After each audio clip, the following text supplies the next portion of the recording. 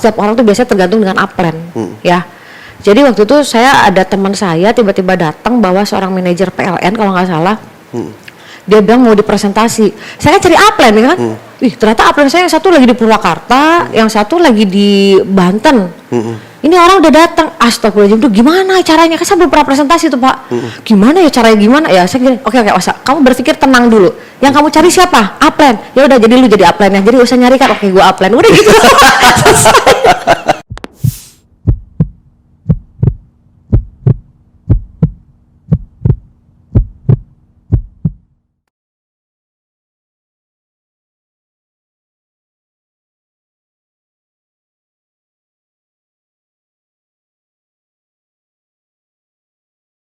Bu, orang join network marketing, join Milagros. Menurut Ibu, kemampuan apa sih yang harusnya dia miliki di awal? Baca buku Pak. Kemampuan baca buku. Harus tahu dulu tentang cash flow kuadran dulu. Harus tahu ilmu tentang cash flow kuadran. Harus tahu itu benar. Harus tahu itu. Iya, supaya dia tahu bahwa memang ini hasilnya seperti apa. Ini prosesnya seperti apa. Jadi dia kuat gitu loh.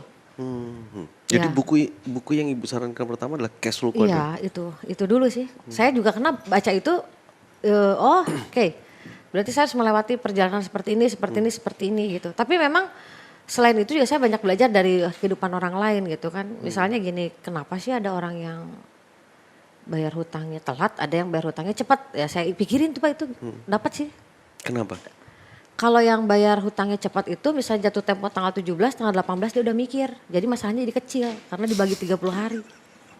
Cuman beda itu ya? Iya, kalau yang susah bayar utang udah mepet 2 hari ya, Baru 2 hari mikir bayar gitu. itu ya susah lah, saya juga gak bisa. Gitu kan. Nah itu harus tahu juga di cash flow kuadran juga harus tahu juga gitu loh, bahwa saya tuh ada di posisi yang mana kerjaan saya gitu kan. Jadi nggak galau gitu Pak, ketika tengah-tengah itu kayaknya lebih enak ya, ini lebih enak gitu. Ketika saya tahu tujuan saya adalah punya waktu dan punya uang, ya saya tidak akan tergoyahkan untuk tetap di MLM gitu. Karena saya nggak punya modal. Waktu itu. Iya. Bu, jadi saran pertama Ibu, dia harus mengetahui kodrat dia di Iya, posisi mana, betul. terus nantinya tuh akan kemana, karena Iya. dari cash flow kuadran tersebut. Iya. Gitu ya? Karena beda sekali kan, kuadran kiri dan kuadran kanan. Banyak yang saya lihat di MLM tapi dia akhirnya tergoda lagi ke kiri, mungkin belum baca itu. Kalau udah baca itu, Mungkin baca tapi sampai daftar isi kali. nah mungkin bisa jadi. Iya, iya. Kalau udah tahu kan gak akan tergoda Pak. Itu kan cuma duit segitu sekali. Ya kan? Kalau saya di sini maunya yang berkali-kali dan naik terus. Iya, iya. Gitu. Oke. Habis itu kemampuan apa lagi, Bu? Kemampuan apa lagi ya? Ya refleksi dari Ibu. Mungkin jarang ada yang nanya gini kan ya. Iya, oh iya. Ini ya mungkin kan orang berpikir bahwa di MLM itu adalah menjadi seorang leader ya, seorang pemimpin. Tapi yang menurut saya itu kemampuan untuk memimpin diri sendiri dulu ya. Harus. Gitu. Jadi mereka harus bisa memimpin dirinya sendiri dulu sebelum mereka punya Memimpin orang lain. pengen memimpin orang lain. Itu sih ya panjang memimpin orang diri sendiri itu prosesnya. Mungkin bisa jadi dalam nominal belum kelihatan gitu ya. Tapi ya bisa nggak Anda mimpin Anda sendiri gitu kan. Itu sih kemampuan pertama mungkin dia supaya nggak ngandelin downline gitu loh Pak. Itu kan bikin down ya. Kalau dia tahu bahwa saya harus membangun diri saya sendiri, ya peduli amat downline mau gimana, upline mau gimana, selama perusahaan oke ya saya jalan gitu kan. Karena saya lagi bangun diri saya sendiri. Itu sih pertama kali orang MLM kayaknya harus tahu itu. Tahu itu. Karena banyak orang kan terpengaruh Pak. Upline gini terpengaruh, downline gini terpengaruh gitu kan. Karena Bukan dia banyak, Bu. Oh iya. Hampir rata semua. Iya benar, hampir semuanya. Tapi Mengandalkan orang lain. Iya, kalau dia tahu bahwa dia memimpin diri sendiri kan dia saya kan dulu begini Pak, saya tuh awal di MLM pertama kali itu saya kan setiap orang tuh biasanya tergantung dengan upline ya. Jadi waktu itu saya ada teman saya tiba-tiba datang bawa seorang manajer PLN kalau nggak salah. Dia bilang mau dipresentasi. Saya kan cari upline ya kan. Ih, ternyata upline saya yang satu lagi di Purwakarta, yang satu lagi di Banten. Ini orang udah datang, astagfirullahaladzim, tuh gimana caranya? Kan saya belum pernah presentasi tuh Pak. Gimana ya caranya gimana? Ya saya gini, oke Osa, kamu berpikir tenang dulu. Yang kamu cari siapa? Upline. Ya udah jadi lu jadi upline ya. Jadi usah nyari kan, oke gua upline. Udah gitu dong. Gitu Iya, Pak. Iya, iya, iya. Iya. Gitu, saya nyari upline kan. Kayak waktu bikin pertemuan di Bandung pertama tuh, waktu itu kan. Bikin pertemuan, koordinasi sama leader ini, nanti oh, berarti nunggu leader ya. Gue leadernya lah, oke jalan gitu. Jadi balikin lagi ke diri sendiri gitu. Jadi Mengambil ketika, tanggung jawab itu ya langsung. iya gitu. Daripada ini nggak ada, terus gimana? Udah ya enggak ya ganti aja posisi dia sama saya gitu kan. Lah ya ternyata setelah saya lewatin, oh biasa aja ya ketika orang bertanya saya nggak tahu asal jujur ya. Saya jawab nggak tahu gitu. Oh pertanyaan ini saya nggak tahu nih Pak, tapi ini pertanyaan yang bagus. Iya, iya, iya. Nanti saya tanyain dulu ya. Jadi jangan bohong, kalau bohong nanti kita trauma kan. Takutnya nanti saya nggak bisa bohong lagi ketahuan. Kalau jujur sih Iya. apa adanya nggak takut jadinya gitu. Selalu. Iya gitu. Selalu. Bu, kan menarik nih. Kan ada orang mitra tuh yang sebetulnya dia, saya ini keren Bu, cuman saya gimana ya, malu saya tuh. Berarti nggak keren. Ini banyak loh. Oh gitu? Iya banyak. Oh. Banyak Saya banget. keren maksudnya di bidang Maksudnya apa? keren tuh pasti saya tuh potensinya keren gitu loh. Iya, iya, Tapi iya. mau ngejalanin tuh malu gitu loh. Iya. Maksudnya malu tuh kan ada gengsi mau nawarin Iya. atau sebenarnya gimana cara ngatasinnya? Ya itu dia makanya balik lagi ke cash flow Iya, kuadran maksudnya, ya, satu kan itu. pastinya Terus yang tadi. kedua cara mengatasi malu saya waktu itu, ya kalau malu saya nggak kaya dong. Saya mikirnya itu waktu itu. Saya mikir gini, saya kan pengen jadi orang sukses. Saya baca buku nih, ciri-ciri orang sukses gitu kan. Pemberani, ini. Ciri-ciri orang gagal. Pasti kan banyak tuh tulisan gitu kan. Ada tuh pemalu. Nah ketika saya malu, gue orang gagal. Gak mau gitu saya. Iya, iya, iya. Gitu aja sih panduannya itu. Makanya ketika saya sedih, saya gak semangat berarti saya calon orang gagal. Gak mau, udah saya gak menjadi orang gagal ya kan. Saya milih lagi ke situ. Boleh saya simpulkan tuh sebagai kontrol diri nggak? Mungkin bisa jadi ya. Jadi kita kadang lupa kan Pak ya. Kayak saya misalnya lagi nonton sinetron nih ya. Saya suka nanya, tar dulu nih, ya kayak gini orang kaya apa orang miskin nih. Miskin gak mau gue gitu Pak. Segitu dulu ya, di awal tuh begitu. Jadi bertanya lagi kalau saya ngapain, bentar ini kebiasaan orang apa nih. Tidur siang nih gitu kan. Kalau saya baca kemarin tuh ya gak ada orang sukses tidur siang gitu kan. Bahkan dia tidurnya lebih sedikit. Ya saya kan gak mau orang gagal, ya udah saya keluar dari aktivitas itu langsung saya gerak lagi. Itu sih terus bertanya ke situ. Makanya kenapa harus baca buku dulu ya. Oke. Setelah join, dia yang jalanin, baca buku dan segala macam, konsultasi tentunya kan ya. Iya. Konsultasi terus dia jadi medium leader nih. Leader yang punya posisi ya agak oke lah gitu kan. Punya pengikut lah, mulai Iya. punya pengikut sedikit. Iya. Bukan sedikit sih, ya mungkin banyak lah. Iya. Saran ibu untuk orang yang begini gimana? Kan pasti banyak tuh mitra ibu juga. Iya. Yang posisinya core leader, leaders club. Ini kan sebutnya medium. Dia Itu- lagi ngalamin fase yang Oh. bawah enggak, tinggi enggak kan di tengah-tengah iya. tuh dia. Kan banyak banget nih mitra kita yang dia sebenarnya yang kalau saya lihat ya Bu ya pengamatan saya biasanya mereka mengalami stagnansi. Oh iya. Iya. Stagnansi nggak tahu emosi, nggak tahu target. Iya. Bener gak sih? Iya. Ya memang pas lagi anggaplah CL misalnya gitu ya. Nah saran ibu tuh gimana? Ya memang dia harus ngikut program upline-nya ya. Jadi memang upline-nya juga jadi gini. Justru nggak boleh jauh dari upline ya pas Iya. gitu. Ya dan upline harus mengerti kan upline pernah ngalamin jadi CL ya. Kita tahu bahwa CL tuh masalahnya itu gitu. Jadi si harus butuh bantuan upline kan ini network marketing ya. Namanya network marketing kan berhubungan semuanya gitu kan. Jadi seorang CL yang seperti itu pun tidak bisa disalahkan sendiri ya. Kan dia udah masuk ke dalam suatu organisasi. Harusnya organisasi itu juga mempunyai tanggung jawab. Bahwa posisi CL itu ada seperti itu apa yang harus saya berikan gitu kan. Dan memang gak boleh jauh dari upline-nya. Harus terus Harus konsultasi. terus gitu konsultasi bahkan bisa jadi setiap hari ya jadinya ngobrolnya gitu kan. Bisa jadi setiap hari dan bisa memakan waktu lebih dari setahun misalnya gitu kan. Iya sih kalau saya gitu, saya lihat sih begitu ya Pak ya. Karena nggak boleh jauh tuh gini, jadi kebanyakan tuh kalau jauh kan dia mengatasi masalah dengan cara berpikirnya dia sendiri. Dan ya maaf gitu ya, cara berpikir dia sendiri kan saya anggaplah posisi income 5 juta sebulan. Ya cara ngatasinnya ya cara ngatasin orang yang income segitu. Makanya kita harus ke upline yang punya income di atas kita, dia cara nyatasin masalahnya apa gitu. Itu mungkinnya harus lebih dekat sama upline dan upline pun harus mengerti. Kalau punya core leader harus dibikin terus yang namanya training-training pembinaan yang menyaring. Menyaring dapat udah laser fokuskan dia gitu. Gitu Bu. sih mungkin. Bagus, keren. Saya tanya lagi. Dia lolos nih dari fase itu. Masuklah ke Leaders Club Qualified Reward. Ya kan? Berarti kan udah mulai, kalau pandangan kita kan kalau sudah mulai ke luar negeri Iya, kan iya, income udah oke iya, lah gitu iya, kan. Orang kita kan berpikir gitu ya. Iya, Nah, banyak masalah nggak sih orang? iya banyak. Makin tinggi itu sebenarnya anginnya kan makin gede ya? Makin gede, cuman masalah yang harus dihadapi itu lebih kepada dia menambah ilmu pengetahuan. Dan itu lebih senang menurut saya, lebih happy kan kita nggak mikirin lagi gimana caranya kekurangan uang ya, tapi bagaimana cara memahami orang lain, mengatasi masalah itu menurut saya malah harusnya lebih bahagia belajar itu kan sesuatu yang baru gitu kan. Dan menurut saya seorang Leaders Club Reward itu sudah sangat cukup pengalamannya. Jadi bahkan saya ke orang lain tuh punya kepercayaan malah. Silakan memiliki apa? Kalau belum reward belum bisa menurut saya.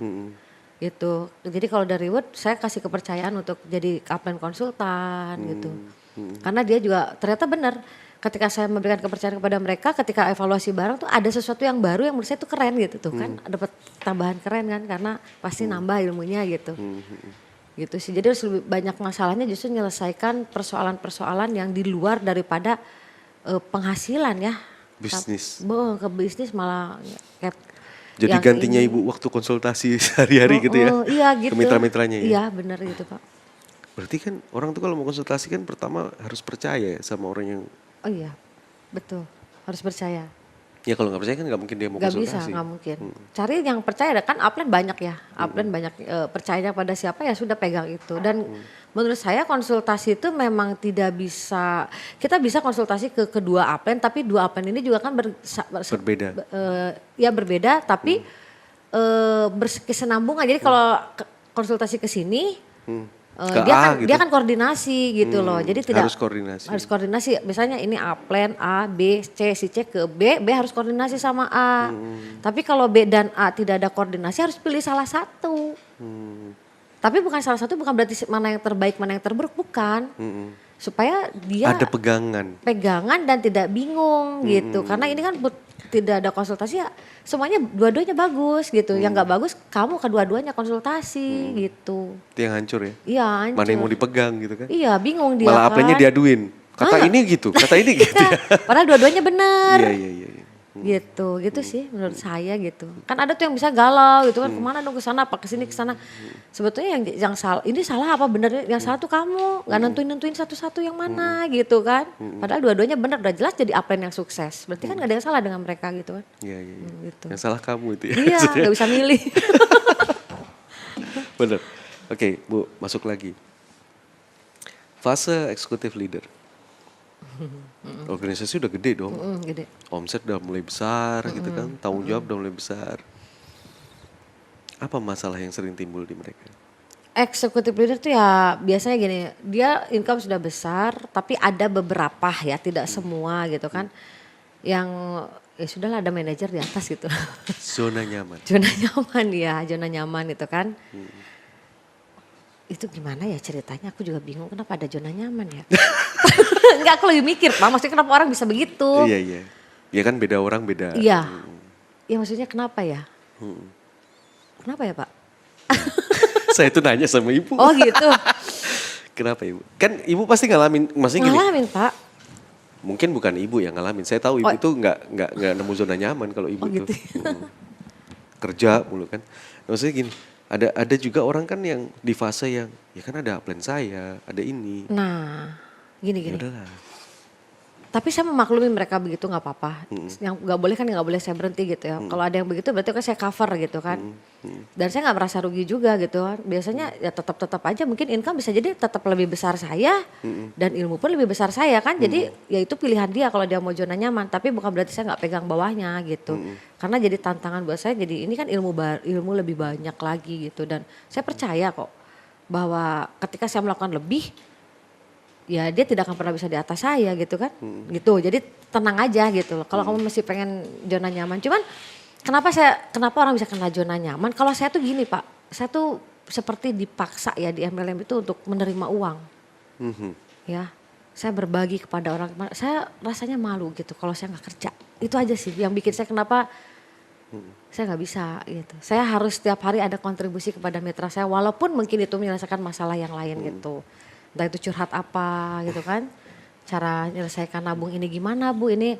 Kalau saya nggak melakukan itu tuh saya malu gitu Pak. Karena uangnya ke transfer dulu sih Bapak sih.